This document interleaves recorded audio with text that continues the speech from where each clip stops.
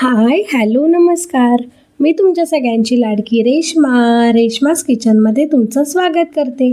आज आपण आपल्या चॅनलवर आलू मसाला पुरी बनवणार आहोत. त्याच्यासाठी मी 3 मोठी बटाटी उकडून घेतलेली आहेत. सगळ्यात पहिले 2 वाट्या गव्हाचं पीठ, 1 वाटी बेसन आणि अर्धी वाटी रवा घालून मिक्स करायचं. मग त्याच्यामध्ये मीठ घालायचं, चिली फ्लेक्स घालायचा, कोथिंबीर घालायची, थोडासा बेकिंग पावडर घालायची, हिंग, हळद, गरम मसाला, किचन किंग मसाला, बेसिक मसाले आणि लाल तिखट.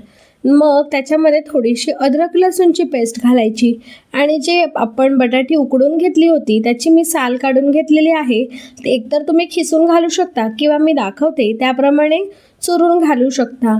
बटाटी एकदम छान शिजवून घ्यायची म्हणजे चुरताना काही त्रास होणार नाही.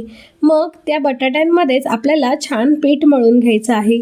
थोडंसं तेलसुद्धा घालायचं आणि अर्धा तास रेस्ट करायला ठेवून द्यायचं. मग अर्ध्या तासानंतर आपण त्यातला एक गोळा घेऊ, त्याला थोडंसं कणिक लावू आणि लाटून घेऊ आणि मग डब्याच्या साईजनी आपण इव्हनली त्याला कापून घेऊ. मग मी एका बाजूला तेल गरम करायला ठेवलेलं आहे. आता इथे मी कोथिंबीर, चिली फ्लेक्स वगैरे घातलेलं आहे, त्याच्यामुळे ते दिसताना खूप सुंदर दिसतं. आता ह्या पुऱ्या कट करून मी एका प्लेटमध्ये काढून घेणार आहे. इथे आपल्याला तेल छानपैकी गरम करून घ्यायचं म्हणजे पुऱ्या आपल्या छान फुगतात.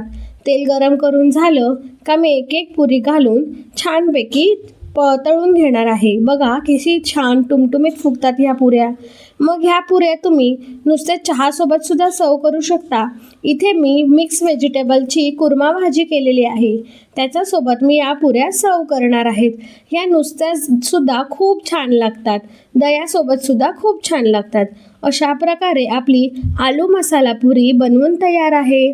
तुम्हाला ही रेसिपी कशी वाटली ती नक्की कमेंट करून सांगा. रेश्माज होम किचन या यूट्यूब चॅनलला नक्की सबस्क्राईब करा, लाईक करा, शेअर करा, कमेंट करा आणि माझ्या व्हिडिओज पाहत राहा. Thank you so much. आता पुन्हा भेटूया एका नवीन व्हिडिओसोबत.